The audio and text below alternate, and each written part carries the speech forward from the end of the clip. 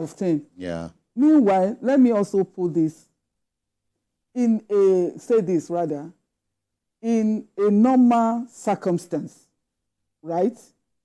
Somebody like Dan Cody should know that he ought to return this kind of money, because usually there should be cameras in the aircraft showing whatever happens.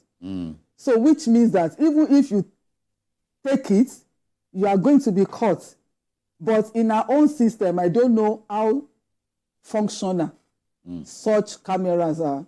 Let me tell you this. You know that in the US, You see, that's the man's face. I know. So, and it's even holding on to the money. Yeah. And the interesting thing is that even NACO is also using him as a kind of PR stunt. Yeah. Which is also interesting, is an interesting dimension, because they are also saying, oh, this is a proof of our reliability, a proof of our integrity, and all of that. I commend the young man. You understand? I'm just talking from a general perspective. Let me share this with you. Okay. The US is about to jail a Nigerian pilot. And one of the offenses is that he took a luggage that did not belong to him. And also, because of that, he had a bad record. He now went ahead to falsify records in order to get a first medical report, which he would require to be able to fly a commercial aircraft. Now, I was asking myself, how did they know that he took another person's luggage? They must have gotten that information through the CCTV camera. So I am saying, in essence, that while this is commendable, but things like this should be the normal thing. It should be. In our society. Emeka, I've read it. I know you would have. That integrity is doing the right thing, even when nobody is watching. But that should be the ethics. But there should also be leadership by example. Because if we had such open acts of honesty, Nigeria wouldn't be where it is today. But when, people in high positions, presently, load the treasury, and you expect the people to show example to those in power. No. The fish gets rotten from the head. And things should actually get rectified from the head. Emeka, but the lesson here is Dankode is a metaphor for even the tiny bit of, number of Nigerians who are everyday Nigerians, Nigerians working conscionably. Yeah, I commend him. Yeah. I commend him because he is, and maybe a very junior worker in the agency. But the question is, how many big Nigerians, how many top Nigerians, rich Nigerians, will not pocket that money? Even with all the wealth they have. You have no right to think for anybody. No, I'm just saying how many. I didn't say many. I was just asking the question, how many? So the point, the thing is that I commend him. And I just say that he should continue to be, a shining example. Like has been said about him, that yes, someone known for his fear of God. But, when people have got to the point where they neither fear God nor man, then the nation is in trouble. But there should be more of such. There should be more of such at all levels so that this country can be, can be a shining example in the Committee of Nations. It's not as if they aren't. We have seen videos of people who were caught, maybe stealing phones at the airport or, stealing from people's hand luggages, hand luggage from, right inside the aircraft, So, but for a staff member of that agency to have done this, well, I hope that the agency itself will reward him and that some people will not turn around to victimize him later. yes, I know what I'm talking about. Yes, that he will be commended. And, that it will now become a regular thing. Then the National Orientation Agency, this is a challenge to them. This is an example to them. They should also use him as an example of patriotism. Then when government is giving... ambassador. Yes, when government is giving national honors, while they are giving to some of those interesting people, they should also remember somebody like this and give him an honor that will, speak to millions of ordinary Nigerians, and tell us that all hope is not lost.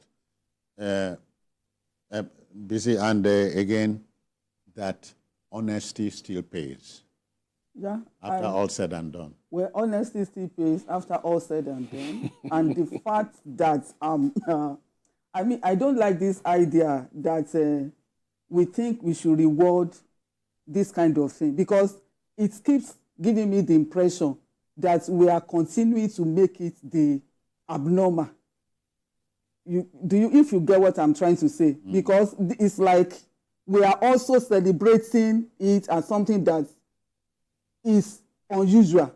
Whereas what we should be talking about and what we should be working towards is making it impossible for people to even steal money that are found in this kind of circumstance. And that is what other countries all over the world are doing.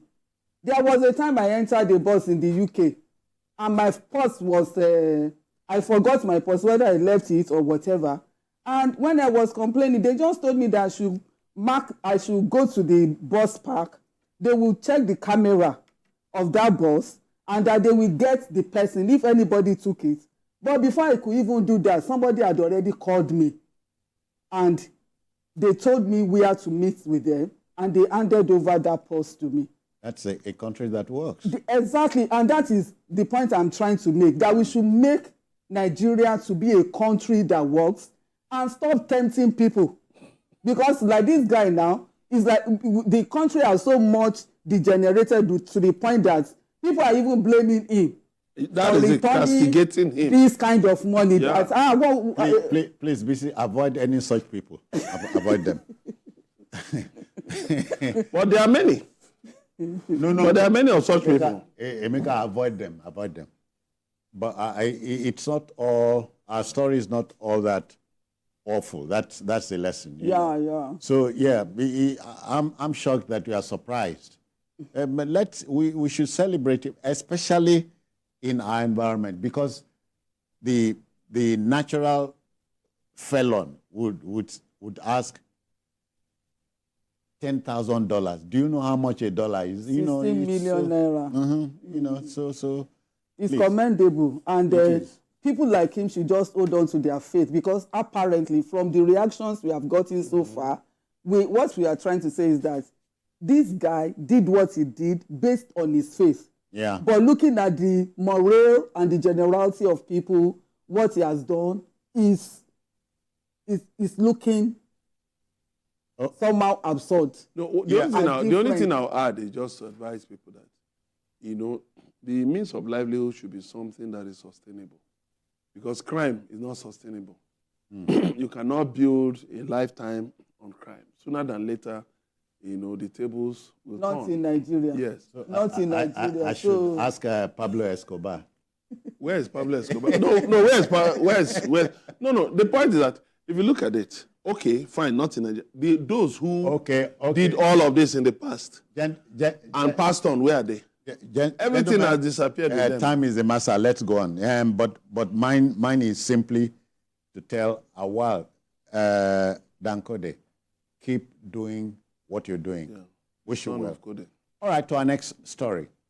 Ordinarily speaking, a police invitation is a formal request for an individual to appear at a police station or another law enforcement facility just to provide information, answer questions, or participate in an investigation. The president of the Nigeria Labour Congress, NLC, Comrade Joe Ajero, has elected to honor the summons by the police over allegations of treason and terror financing.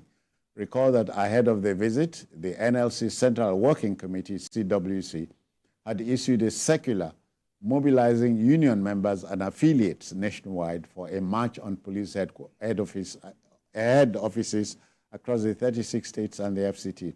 Of a truth, when men and mountains meet, Emeka, great things are done. But first, let's hear from the NLC president himself first. Let's hear from him.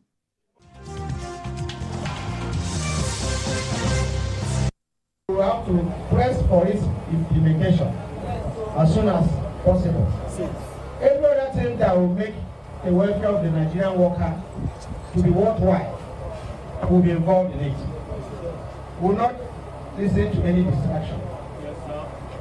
On behalf of the NLC, NAC and NEC, and CWC, and the level of solidarity they showed here, I want to thank every one of you. To correct the impression, what we had is quite different from what was contained in the invitation letter.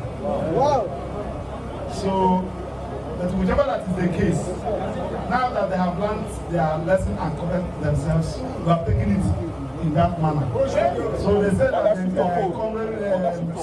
the NLC president, they just want to ask him one or two questions in respect to the tenant that is here.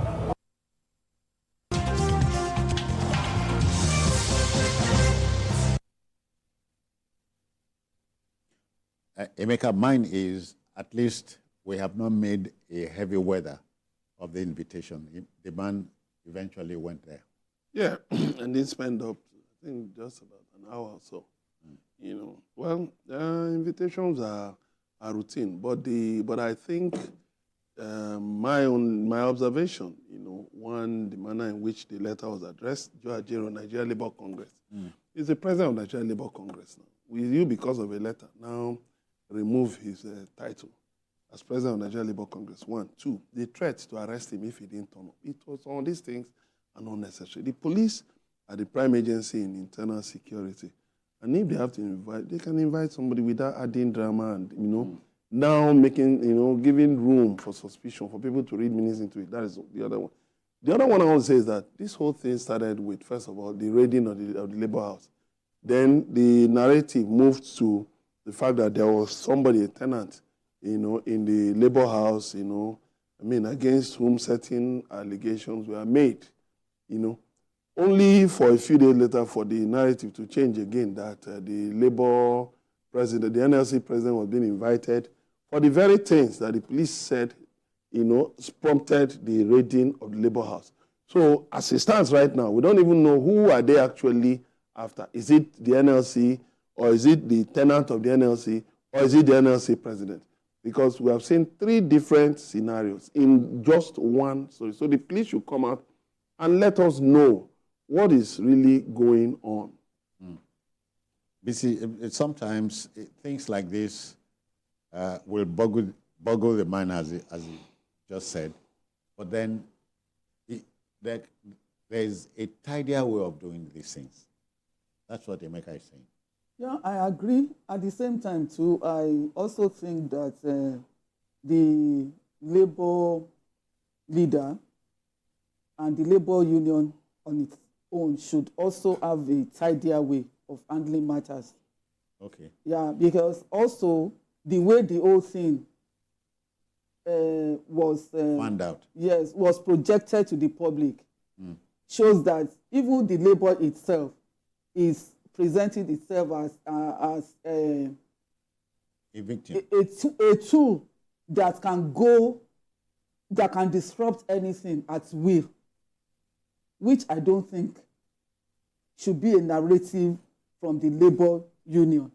Because if you say because your leader was invited by the police, and you are now saying that you are going to shut down the economy, you are going to shut down this, you are going to do this, you are giving the impression that you use that tool, you use that your position, your group as a self-fighting instrument, which shouldn't be.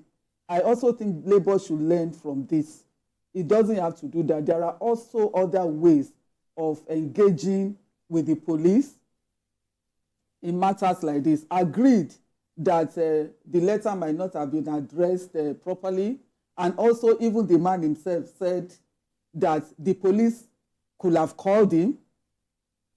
They don't have to write a formal letter. They could have called him and invited him to their station and all of that. They didn't have to make a melodrama out of all of these things. And for me, it gives the impression that people just want to act the role of distracting the Nigerian public from the real issues that we have on our hands. So when you see this kind of thing, you just have the impression that it's another drama. You understand? So drama from the police, drama from the labor. But thankfully, at least nobody is going on strike. In essence, and nobody is going to shut down the national grid. In essence, you are saying both parties they could have acted better. They could have done better.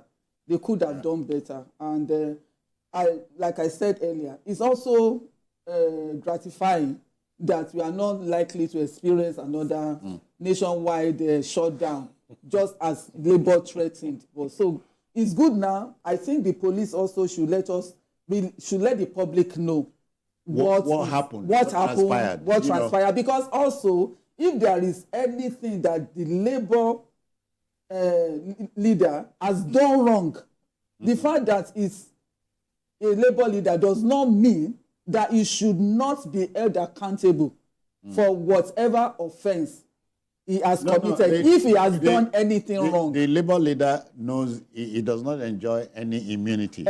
So the police, that's what I'm saying, that the police should, that is the reason why the onus is on the police to also carry the public along in this kind of investigation, so that you don't also give the impression that you are trying to witch hunt the union or its leadership. Emeka, because as they say, if there is no information, rumors will take over. Yeah, that's what I was saying, that, the whole narrative has moved from, just about the narrative of the shifting goalpost.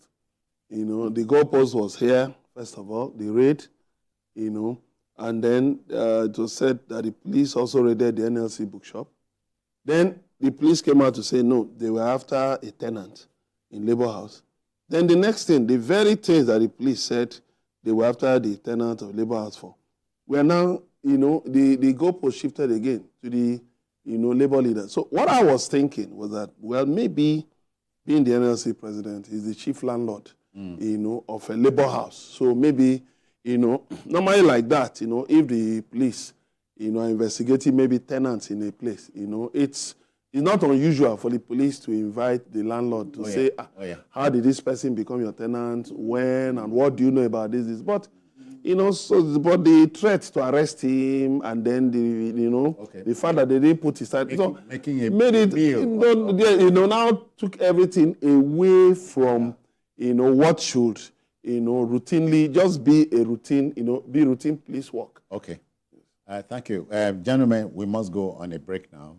A commercial break. We should be back shortly. Please stay with us. Thank you.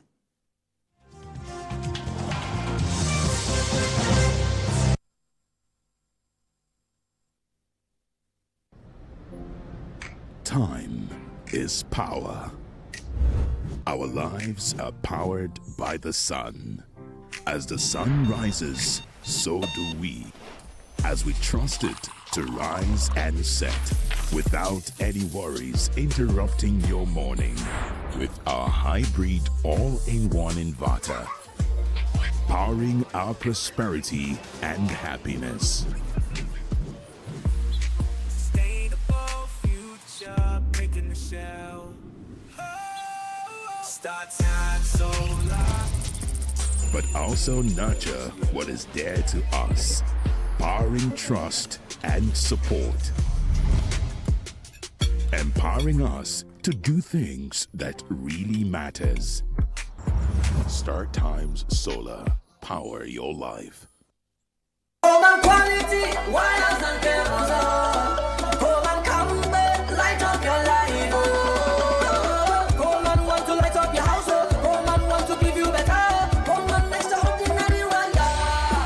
Home and cables, home and wires, home and quality, home and durable.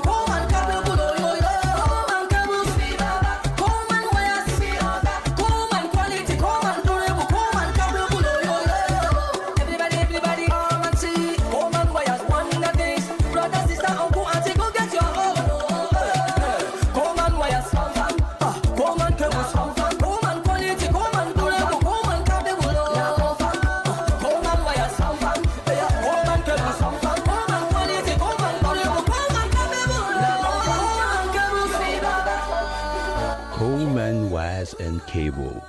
Great quality, now with the new look.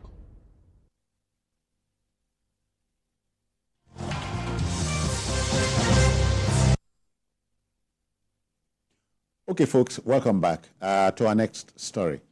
You know, in a 21st century world, it's a crying shame that we still have problems strengthening confidence in digital transactions, reducing the risk of fraud and cybercrime. The happy news here is that the Nigerian Communications Commission, NCC, has announced the 14th of September as the new deadline for subscribers to link their National Identification Number, NIN, to their Subscriber Identification Module, SIM cards. This new development is sequel to a previous deadline fixed for July the 31st regarding the exercise. As it stands, all mobile network operators, MNOs, are to comply accordingly. PC. Well, they said this is the last deadline. Boss. After many deadlines. After many deadlines, so I don't know. But also, they also said that over 80%. 96%. Okay. 96%. 153 million Nigerians Have subscribed, have linked their name to their SIMs, and that's good news. But the thing for me is that in spite of this achievement, how has this impacted on security, for example? Because one of the reasons why we do these things is to prevent cyber crimes, to also keep it down. Yes, aid in fighting insecurity and all of that. But today we know that, in fact, we even see bandits on TikTok now. Yes. Molesting, abusing, I'm flaunting whatever money they have collected. So, how far has this helped in fighting this, and what is stopping it from doing so? Now, I listened to the former, this guy, the former man that was in charge of, what's his name again? The professor. The guy that was in charge of NCC, Dambata. No, not Dambata, the minister. Okay, the minister of communications. Yes, the minister of communications. Okay. Not Patami, no. No, Patami. Pantami, yes, Mr. Pantami. Yes, Mr. Patami. I listened to him recently, and he was saying that he does not know why bandits cannot be traced with the efficiency of name linkage to SIMs, that ordinarily this thing should work, and that they have tried it, they have practiced, that they have done a lot of things that should make our security outfits to be able to arrest people using this same name linkage. But he's wondering why that has not been done and why it is not happening. And if somebody like that could talk like that, to now ask me, why the essence of saying September is the deadline or December is the deadline? After all, we are not achieving anything with all of these things. And what is supposed to achieve, we are not getting it. So it is not, in essence, what I'm saying is that it's not enough for us to fix deadline for Nigerians to link their SIMs to their names. It is more important for Nigeria to do what every other government does with this kind of information to the best of its own, to make this work better for us as a country, both in terms of fighting cybercrime and in terms of fighting insecurity, banditry, kidnapping, and all sorts of things. Emeka, mine is that in a 21st century world, we are playing catch-up. You know. Are we even playing catch-up? Because or do we really even know what game we're playing? Because if you look at it, we are not even playing any catch. We are not playing any game at all. The catch is not even there. Not talk of the up. You say you've achieved 96%. So are you telling me that the remaining 4%, because in mathematics, right, 100% is that not the top, the bar? So that means We still have 4% that have not been captured. And that's where we're having the problem. What if they fall? Are these crazy? No, that is an assumption. I don't think the fault is with the agency. I'm not even looking. No, it's not even about the agency. So even what I'm trying to say is that even if they achieve 90%, their own is to achieve. It is the responsibility of those who are supposed to make use of the information to use it. So their own is to do the linking. Gentlemen, can we work with a new deadline, September 14th? No, it's not impossible. But the thing is that for me, when you are making such calculations, you need to leave the margin of error. So what they are now telling us, for me, I doubt it, because if you say 96%, maybe the person intended to say... You are quarreling with the figure. Maybe the person intended to say 86%. Because in any statistics, you must leave a margin of error. So if you have 96 and you're waiting, so where is the margin of error? I thought what if you jumped some people? What if you jump some areas? What if your figures, there are issues with your figure, even your method, your methodology, your method of extrapolating those figures. Those are germane questions. And then again, you see, it's not just about linking NINs to SIMs. The other thing is that, among those medical students kidnapped recently, one of them was said to have sent his location. Sent out their location, and yet, thank God they were rescued. Not that there was no fatality, no ransom paid. Well, that's what the police told us. But the thing that if somebody could quickly publish, his location, then what it tells you is that why, that means there are still certain things that are not in the equation. Certain parts of the equation are still not clear. Ordinarily, if you have such a daring move by a kidnapped victim, you should be able to follow up and deal with this thing, because we have a kidnapping scourge right now. It's a scourge. It's a serious problem. It's an epidemic, and must be put down with every seriousness, every tool available to government. So this linking of NINs to SIMs to NIN should now be followed up scientifically and with solid technology, so that it is not only, like some people say, it's not only in tracking critics of government or activists. You should be able to track these criminals. It doesn't matter where they are. We should actually also, when we call ourselves the giant of Africa, we should lead in using scientification and technology to solve problems.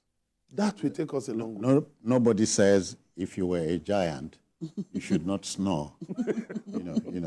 But I think this exercise by the NCC should have been without rancor of any, in other climes, they do these things, but without as much as raising hell. This is Nigeria now. The giant of Africa. We are the giant of Africa. You see, if you know what it means, as I'm talking to you right now, I have done my NIN more than 4 years, in fact, more than 7 years ago. Okay. But as I'm talking to you, that line is not working. The line that is linked to my mobile, that it is not working. The reason, I don't know. Meanwhile, if you want to look at people the first set of people that did this thing, I will count among them. So you now ask yourself, what is going on? During the time that they stopped people, some numbers, and my other line was also affected, and I wondered, why is this taking place?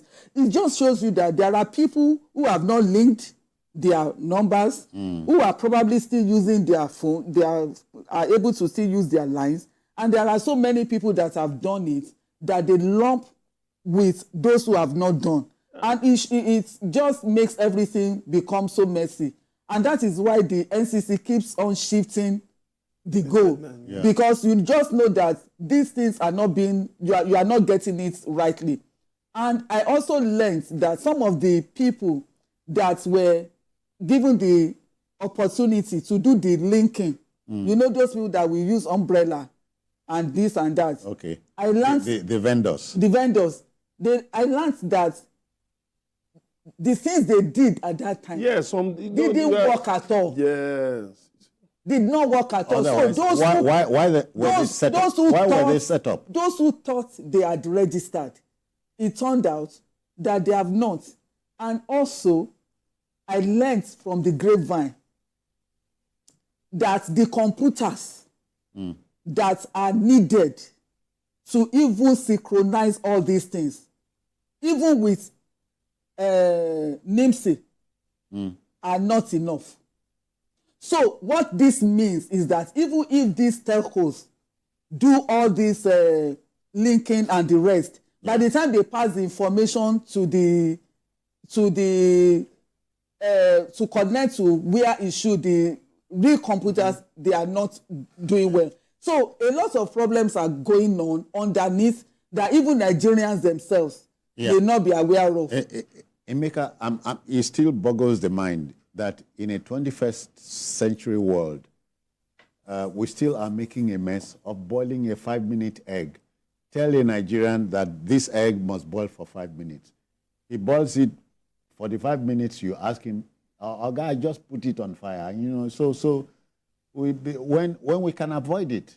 Well, if you get what I'm... No, it also depends. If the man doesn't have enough gas to boil it, then if he wants to go and gather firewood, maybe it has rained, and he first of all has to get dry firewood. So, you know, you may not... He's digging more hole. Well, because they won't even let you know. Even the people in charge, I'll tell you the truth, they won't tell you the real problems. Yeah. They will not let you know the real problems, because telling you the real problem will mean that they are indicting the authorities that put them there. Yeah. So they would rather they keep quiet and allow this messy situation to continue. Then by the time September comes and we are unable to link all the SIMs, then we fix another date. So why would you now, why not have just one identity, like a social security number? Take BVN, take NIN, take the international passport, driver's license. Take all of them, take all the identities, and put them into one, so that it will be easy to track people who are, suspected of being involved in criminal activities. And also, it will not just be about just tracking criminals. It should also be about knowing how many Nigerians we are, how to better allocate resources. We should also let the people know. You see, in pushing out these things, you should not just be telling Nigerians about the negatives. Because look at the positives. That will help us to plan. It will help us to plan. 21st century gadgetry is supposed to make things easier. I also need to say this, that it is not all negatives when it comes to NIN registration and linkage in Nigeria. Same, and because if you look at what JAMB, for example, has achieved, just because candidates now have to link their application to their NIN and the rest, it has helped a lot in bringing out exam malpractices. Okay. All right. Busy time is the master here. So we'll go to our last but not least story. Okay. Thank you. The blame game, more often than not, stems from a fear of the consequences of a mistake. It's marks of a denial of responsibility, if you ask me. Hear this. The president of the National Oil and Gas Suppliers Association of Nigeria, Benneth Korie, has blamed poor infrastructure across the country for the delays in the distribution of petroleum products. He therefore emphasized the urgency of fixing the nation's poor road network just to enhance the efficiency of petroleum deliveries. Korie also touched on the need to review the diesel price because, according to him, it impacts the cost of pump price of petrol. Is he saying that we are a long way from home? Well, of course, yeah, he's right. Roads are a problem. But I wonder, fuel is mainly discharged in Lagos. There's scarcity in Lagos. So how many bad roads in Lagos are actually hindering fuel supply? I don't understand. Are you looking at across the country? No, I'm starting even from Lagos. Because if you were to talk of the road network, that means when those trucks get on Lagos-Ibadan Expressway and start, going to different parts of the country. Look at your screen. Yeah. But the thing is that even in Lagos, the scarcity is bad. It's biting in Lagos.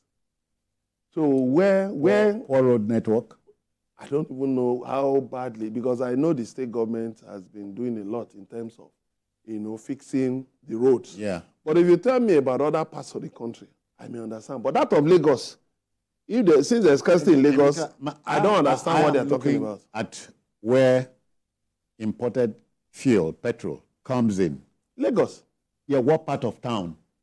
What part of town? Apapa. Yeah, are the roads that horrible? Well, I think, yes, the roads, efforts are being made to, fix. You don't see this. But that shouldn't even be a blame game. No, well, of course, recently NNPCL told us that it was due to rain and thunderstorms during August break, and I was now wondering was it raining on the high seas? Where's the August break coming from? Where did you get that from? No, the weather pattern was dry like an August break. Okay, fine. If it rains, it rains. If it doesn't, it doesn't. But we didn't see the rains. I didn't see the rains, at least for the most part of this month. So the blame game is on. It's on, yes, you're right. The blame game is on. Yes, I agree that it's so bad that our pipeline network has been thoroughly vandalized. Something must be done about it. The depots in the states need to be, reactivated. We have said this time and again. And the point is this. You see, if the government wants this thing to end, they can put an end to this scarcity within 24 to 48 hours. But is that political will? And that's why all these stories, excuses from different quarters. No. Let this problem be solved. Let there be matching orders from the point of authority straight. Thank God the president is the Minister of Petroleum Resources. Let there be a matching orders from his desk that this fuel scarcity must end within 48 hours from today. Whatever the cost is, because like somebody said, you are saying that fuel has to be trucked across the country and all that. What about soft drinks? Carbonated drinks are also available all over the country. Okay. Why are they not scarce? Because of bad roads. Yeah, BC, at the risk of beer and the rest of them. At the risk of being termed a bad man, I think it's a blame game. Or if you ask me. Well, I won't even think before saying yes, because we have a problem of petroleum scarcity. You are telling us that it's because of poor roads. Like you rightly said, poor roads in Lagos. You can talk of poor roads maybe across in places like far north and the rest. But I'm even coming to something. This administration has spent 6.27 trillion naira on fixing roads. Yeah. Wow. Yes. Yeah, the contracts awarded between October 16, 2023 and May 14, 2024. Yeah. They were allocated to facilitate development of a wide array of infrastructural projects across critical sectors, encompassing the construction of roads, bridges, train systems, and airport infrastructure. 43 road projects were awarded.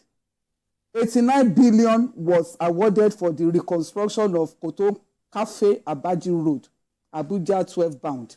Okay. Along the Abuja Lokoja route. Another 120 billion for the equalization of Lokoja Benin Road, Opela section. Opela, yes. Opela. Yeah. Another 546 billion was apportioned for roads and bridges in Kayama, Tese, Kwara State, Benin Agbo, Benin Bypass, and Ungaski Wara in Kebbi State. 230 billion construction of a 37-kilometer Kano bypass road. So another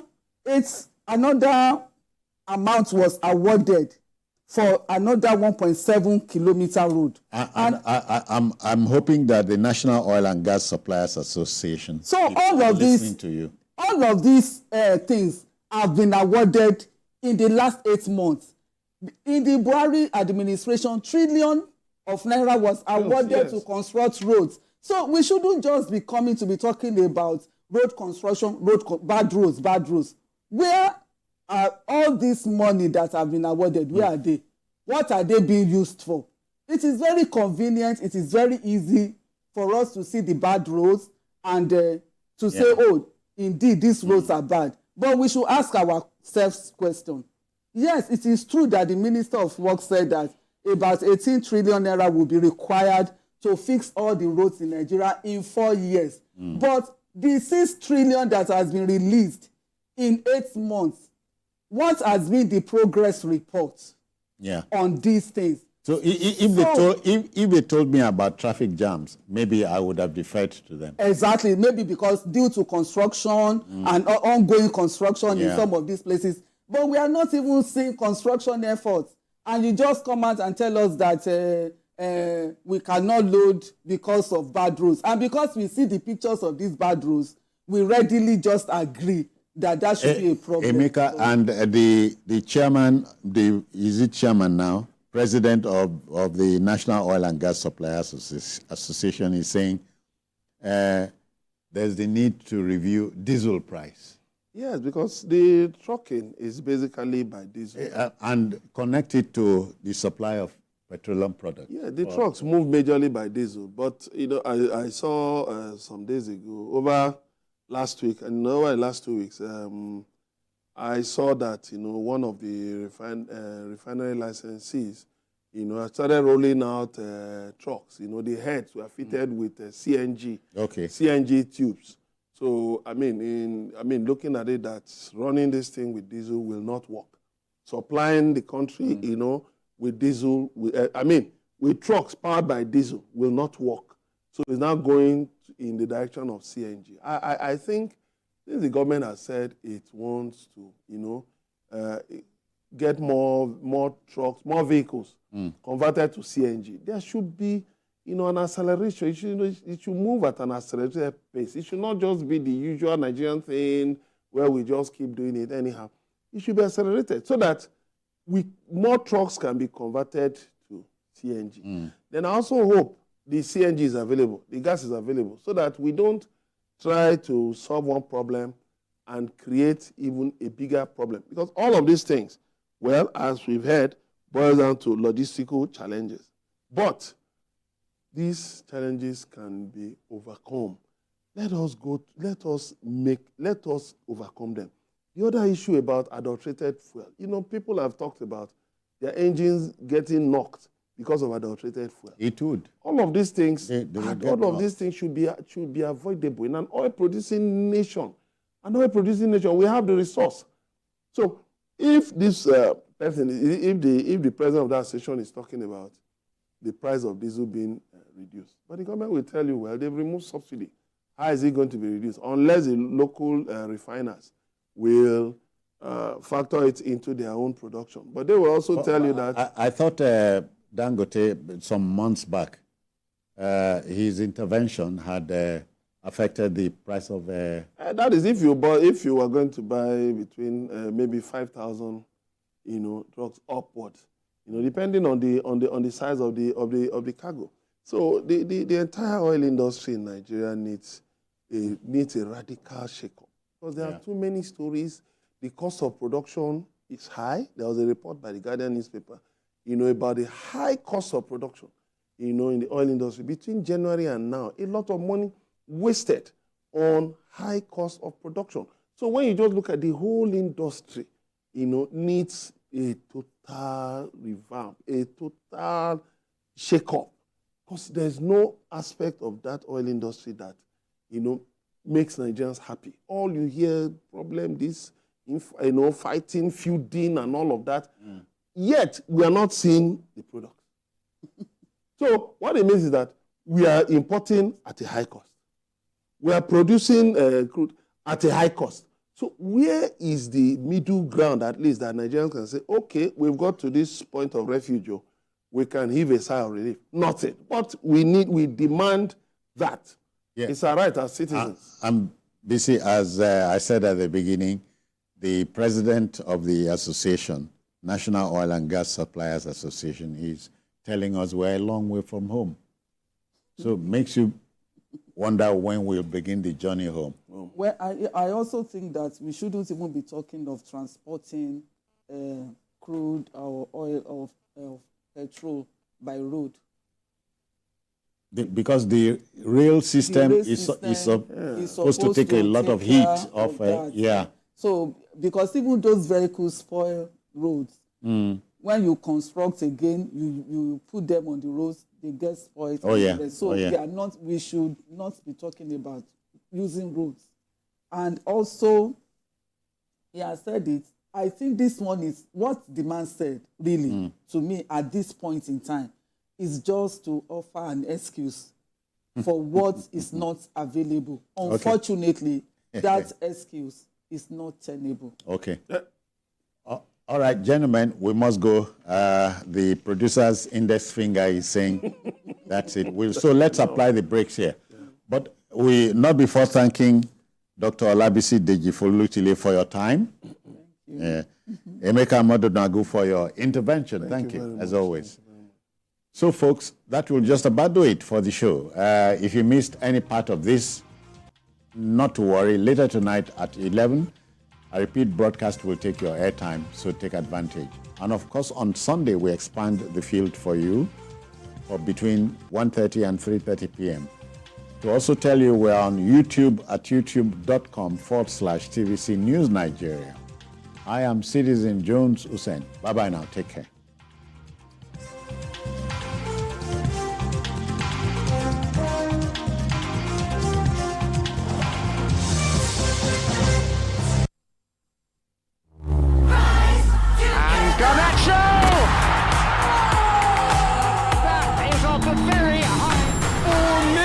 Manchester City!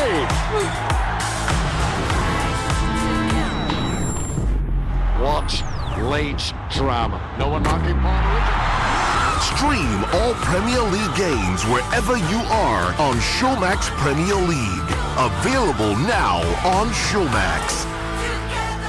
The following is a paid presentation by ShopX TV.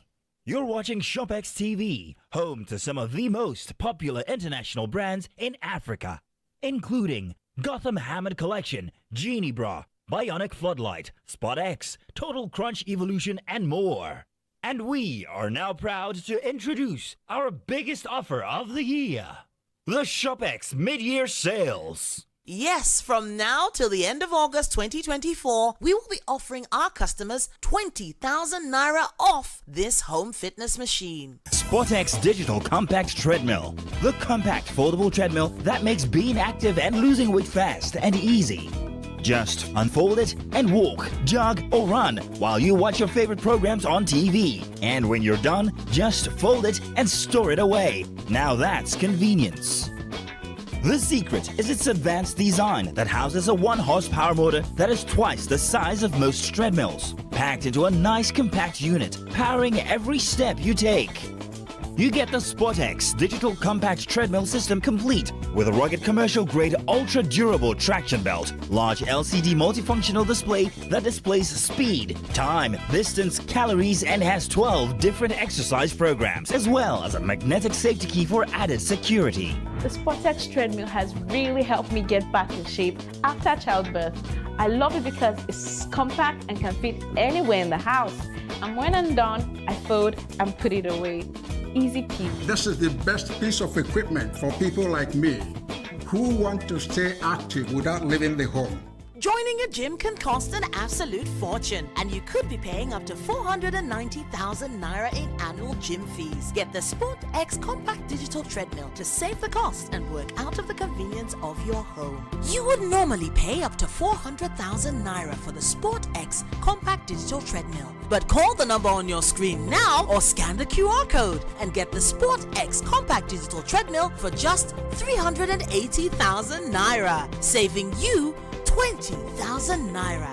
Incredible! But that's not all. You can get the Sport X Compact Digital Treadmill in 2 easy payments of 190,000 naira. That's right! Pay twice to get this amazing fitness solution. But wait, there's more. If you order now, you get the Sport X Compact Digital Treadmill delivered to you for free wherever you are in Nigeria. And it comes with a ShopEx 30-day money-back guarantee. But hurry, limited stock available. So call the number on your screen now or scan the QR code or visit our website to place your order while stock lasts. The proceeding was a paid presentation brought to you by ShopEx TV. Ogun State, the gateway to Nigeria, is setting the pace with groundbreaking infrastructure projects and innovative social programs for economic development. Join us every week for Gateway Diary, where we spotlight the incredible initiatives and achievements of Ogun State government under the leadership of Governor Dapo Abiodun. Discover how Prince Dapo Abiodun and his team are empowering communities, fostering economic growth, and enhancing the quality of life for the good people of Ogun State. With exclusive interviews, behind-the-scenes access, and real-time stories from the people, Gateway Diary offers authentic and inspiring insight into the progress and prosperity of Ogun State. Gateway Diary, showing at this time.